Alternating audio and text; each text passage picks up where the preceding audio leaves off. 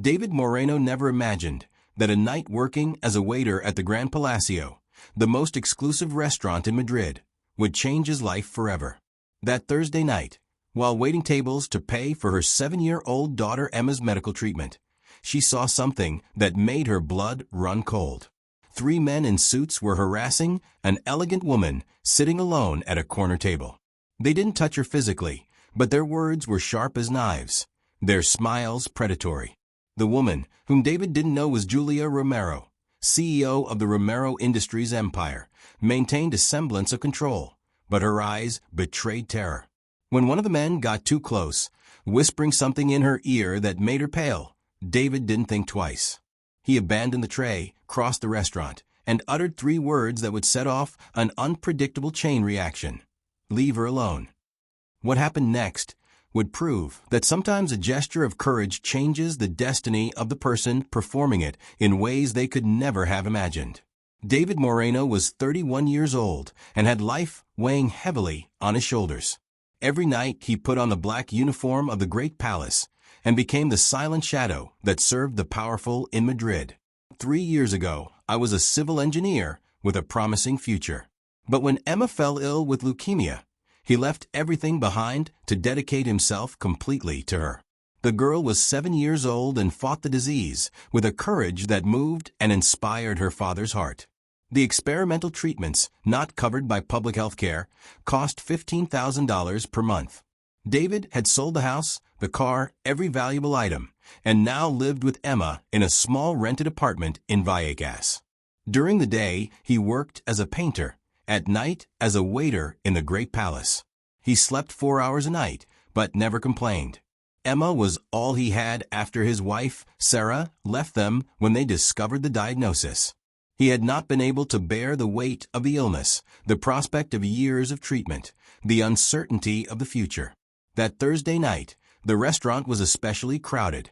Businessmen, politicians, and show business personalities served in an environment of ostentatious wealth that David knew well. He was used to seeing people spending on dinner what he earned in a month. At the table in the corner, under the soft light of the crystal lamps, sat a woman in her 30s whom I had never seen before. Brown hair tied back in an elegant bun, black dress that spoke of class and power. He asked for little. She seemed more interested in her phone than her food. There was something familiar about her, but David was too focused on work to remember where he had seen her. The night was going normally until they arrived. 3 men in their 40s, wearing expensive suits with arrogance, the air of someone accustomed to taking what they want without asking permission. They sat at the next table and began what seemed like a casual conversation. But David, who was serving in the area, immediately sensed something was wrong. The 3 of them were talking to each other, clearly addressing the woman. The comment started out subtle, veiled, almost polite. Compliments about her dress, observations about her beauty, questions about why she was dining alone. The woman remained in control, politely ignoring them. But David could see the tension in her body growing. Shoulders stiffened, hands gripped the glass, gaze searched for escape routes, but found none. The men's tone became more aggressive. They started making explicit comments about her body, about the fact that a woman like her shouldn't be alone, about what they would do to her if she came with them. Words spoken with fake smiles, but with eyes that promised much worse. David felt the blood boil in his veins. He remembered Sarah. She remembered how Emma felt when some of her classmates made fun of her for her illness.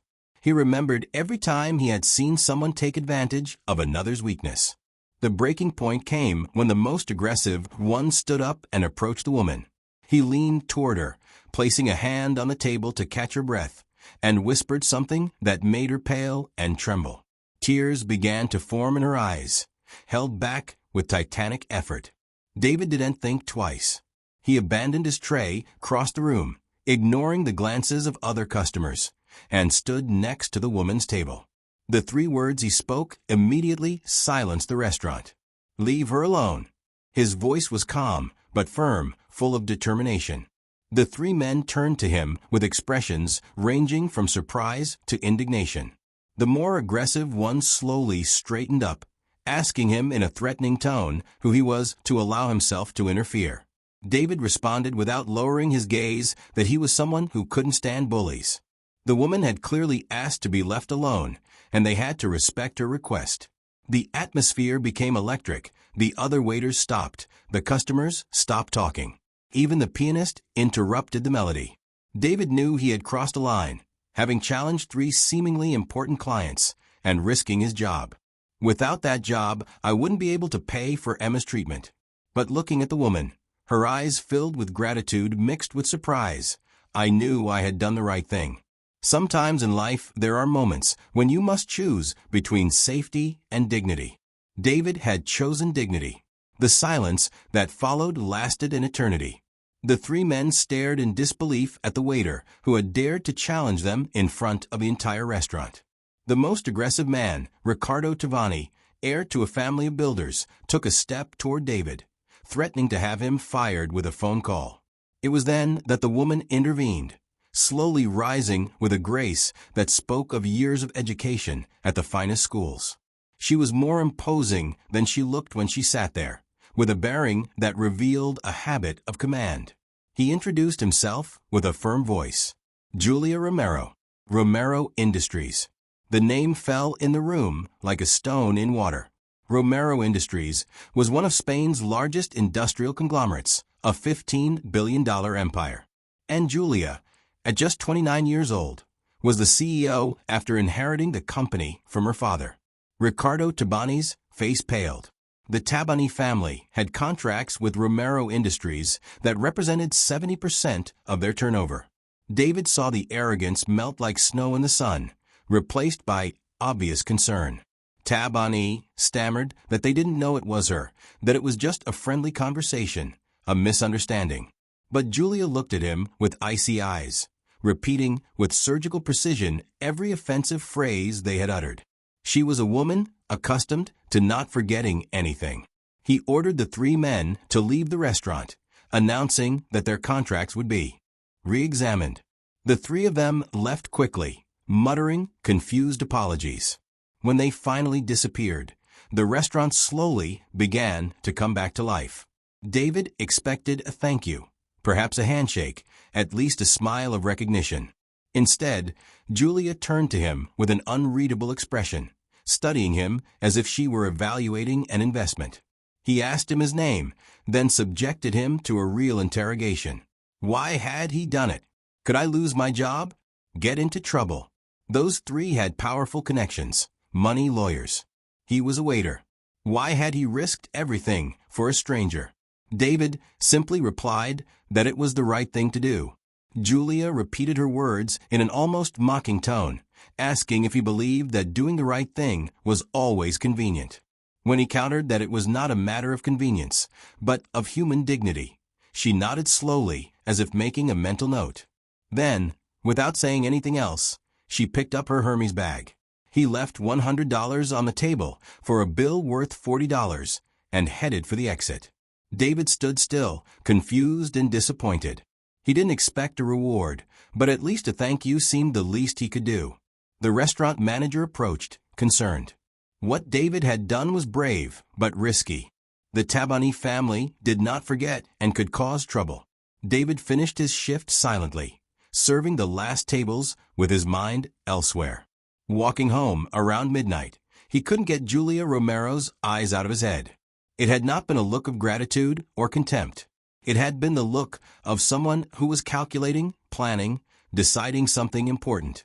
What David didn't know was that in the next 24 hours his life would change in unexpected ways. Julia Romero hadn't said thank you because she had something much more substantial in mind. Julia Romero hadn't reached the top of a $15 billion empire by chance. That night, in his penthouse with a panoramic view of Madrid, he couldn't get the image of that waiter who had risked everything for a stranger out of his mind. Sitting at the desk in her private study, she opened her laptop and began researching. When you control half of Spain, certain databases become accessible. What she found left her speechless. David Moreno, 31, graduated with honors in civil engineering from the Polytechnic University. 3 years ago, I was a project manager for a prestigious studio. Then everything changed. Emma Moreno, diagnosed with leukemia at 4 years old. The mother had filed for divorce 6 months later, renouncing any rights to her daughter. David had sold everything, house, car, even the grandfather clock. He had left his well-paid job to follow Emma through her treatments, taking on odd jobs. Painter by day, waiter by night, 4 hours of sleep to earn $15,000 a month from experimental treatments. The detail that most impacted Julia. 3 months earlier, David had turned down a job offer in Germany with double pay. The move would have interrupted Emma's treatment, which was finally responding to the Ramon Y. Cajal Hospital protocol. The next day, Julia showed up at the Ramon Y. Cajal Hospital. I wanted to see this little girl that a father was sacrificing everything for. He found Emma in the playroom, 7 years old, hair growing back after chemotherapy. Lively eyes. I was drawing the father working in the fancy restaurant. Emma spoke of her father with absolute adoration, the best dad in the world, who worked 2 jobs for the medicines. He told how he read stories every night, how he had taught him the tables by singing, how he had never complained. She confessed that her father cried in secret, but then smiled at her and became strong for her.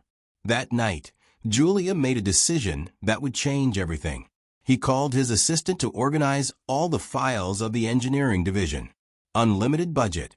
Sometimes the universe puts people in front of us who remind us of who we really want to be. The next day, David would receive a phone call that he thought was a prank. But Julia Romero never joked when it came to business. David was painting the walls of an apartment in Malisana when the phone rang. It was Thursday morning, 2 days after the episode at the restaurant, and he tried not to think about the possible consequences. The Tabani family really had the connections to create problems for him. The voice on the other end introduced himself as Marco Ruiz, personal assistant to Dr. Julia Romero. I wanted to know if you had time for a meeting that afternoon. It was a job proposal. David almost dropped the brush. A job proposal from Romero Industries must have been a misunderstanding. It was just a painter and a waiter, but the number was indeed that of the company. That afternoon he showed up at the Castellana skyscraper, dressed in the only decent suit he owned. He felt completely out of place in the marble and steel lobby, surrounded by men in expensive suits and women discussing business on the phone. The 30th floor was another world. Huge offices with glass walls, contemporary artwork, and stunning views of Madrid. Marco Ruiz accompanied him to a meeting room where Julia was waiting. It was different from how I remembered it at the restaurant. Here, in his natural environment, he emanated an authority that was almost physical. He was wearing a navy blue suit that probably cost more than David earned in 6 months, and had in front of him a folder with documents that concerned him entirely. Julia began without preamble. I had studied his resume. Civil engineer, specializing in earthquake-resistant structures, excellent grades. Interesting projects before changing careers. When David objected that if that was a way of thanking him, it was not necessary, Julia was categorical. It wasn't a thank you, it was business. He opened the folder, taking out several sheets of paper.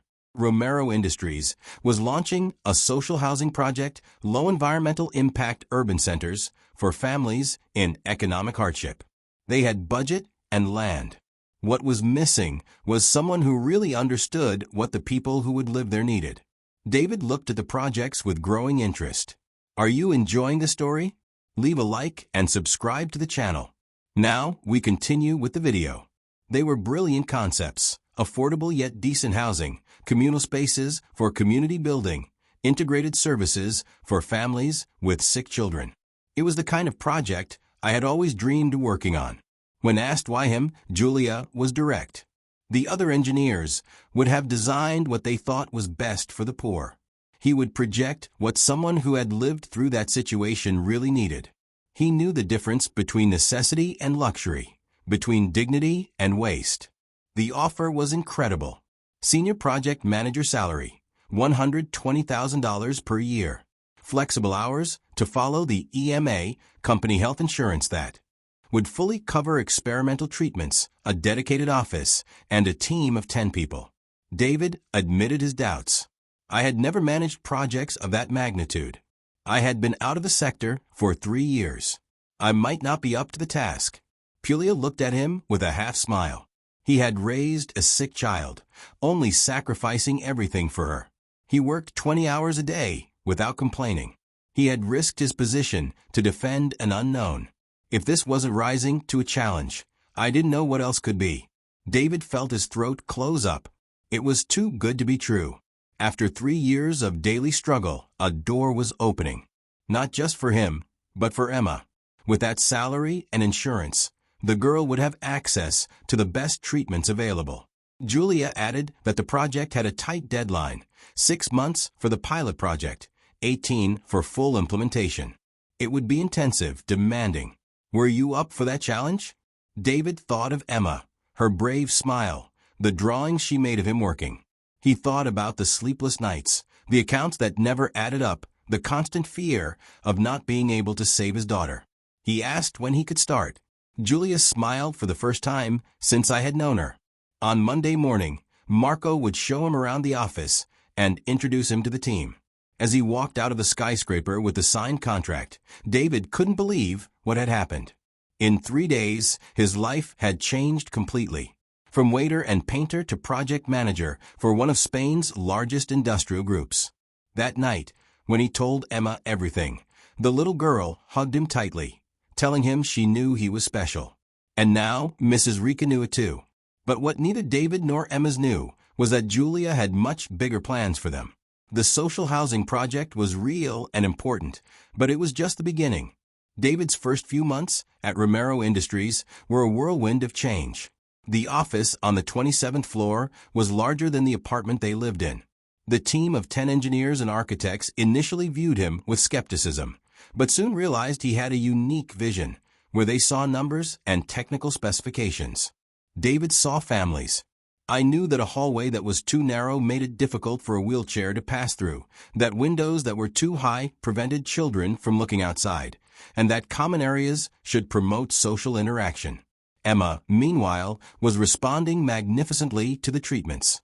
Company insurance had allowed for even more advanced therapies, and for the first time in years, doctors were talking about complete remission. The girl had regained weight, her hair had grown back, and above all, she had begun to dream of a normal future again. The relationship with Julia evolved slowly. At first it was purely professional. Weekly meetings, budget reviews, approvals. But gradually Julia began to show interest in aspects that went beyond work. One December afternoon, while David was working late, Julia walked into his office with 2 cups of coffee. It was the first time I saw her do something like that. He asked how Emma was. Then, she unexpectedly shared that her father had died of cancer when she was 27. It was the first time Julia shared something personal. David saw for a moment the vulnerability behind the shell of control he always wore. When she said she had never had to face it alone with unlimited financial resources, David understood the implicit recognition of his worth. Emma gave him strength, he explained simply. When someone depends completely on you, you find energies you didn't know you had. Julia asked what she missed about her life before Emma's illness. Carelessness, perhaps, but it wouldn't have changed anything. He and Emma had become an unbeatable team. That conversation marked a turning point.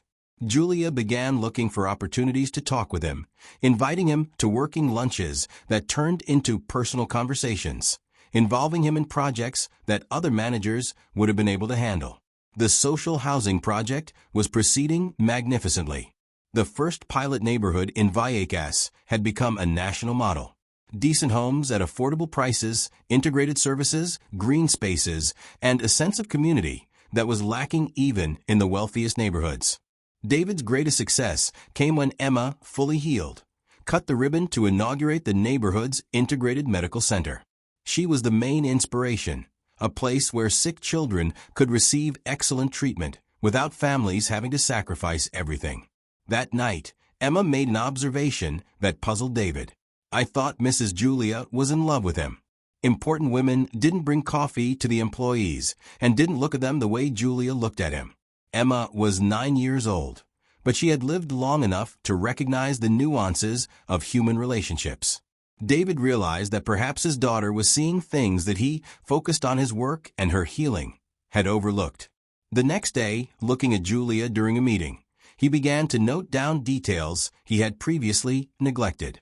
The way her eyes softened when she talked to him, how she always found excuses to prolong the conversation, the care with which she learned about Emma. Above all, he realized something that scared him. He too had begun to feel something for Julia that went beyond professional gratitude. She was attractive, intelligent, strong, but she had also shown unexpected vulnerability and humanity. The problem was that they belonged to completely different worlds. She was one of the richest women in Spain. He was a former waiter with a second chance. How could they function together beyond work? The answer would come very soon, in a way that neither of them had anticipated. The turning point came during the company Christmas party. Romero Industries had rented the entire Villa San Martin to celebrate the year of success.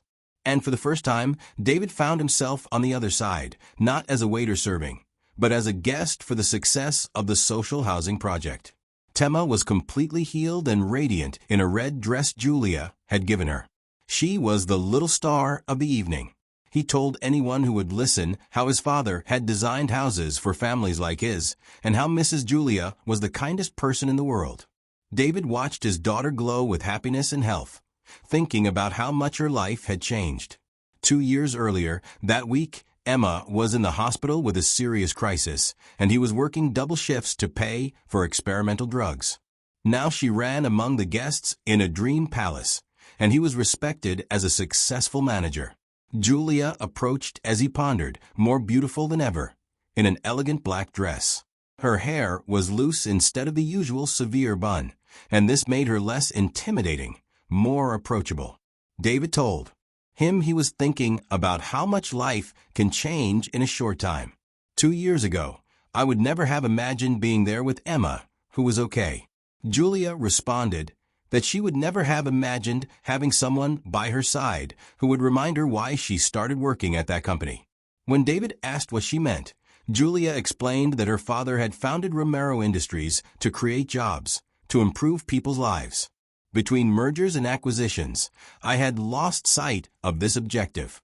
The project he had completed had reminded her of who she wanted to be as an entrepreneur.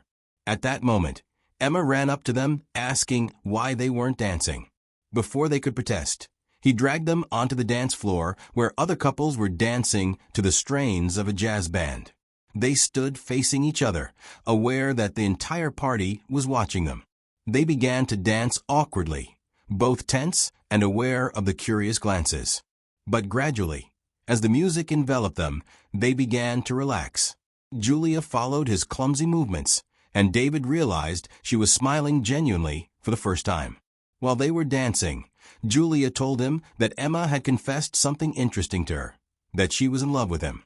David almost tripped on his feet. Julia went on to say that Emma was very perceptive for her age, and she had to admit she was right. When David stammered a response, Julia interrupted him by explaining that she knew of the differences between their worlds. She had an empire to run. He had a daughter to raise. She was used to control. He to sacrificing everything for love. But in recent months, he had understood something fundamental. All the money in the world wasn't worth what I felt when I was with those two. Emma had taught her innocence. He had shown him courage. Together they had made him understand what family really meant. Emma appeared among them like a projectile, interrupting the moment to invite them to Christmas lunch. I wanted to cook Grandma's gnocchis for them. Julia happily agreed if David was okay with it. The Christmas lunch in the small apartment was the most beautiful Julia had ever had. Sitting at the kitchen table, eating homemade gnocchi and drinking wine from the cooperative, surrounded by Emma's laughter and David's warmth, she realized she had found what she had always been looking for without knowing it. After lunch, while Emma played with the gifts, David and Julia sat on the small sofa. For the first time, they were completely relaxed, without work pressure or attention from colleagues. Julia took his hand, explaining that what she felt for him had nothing to do with gratitude or charity.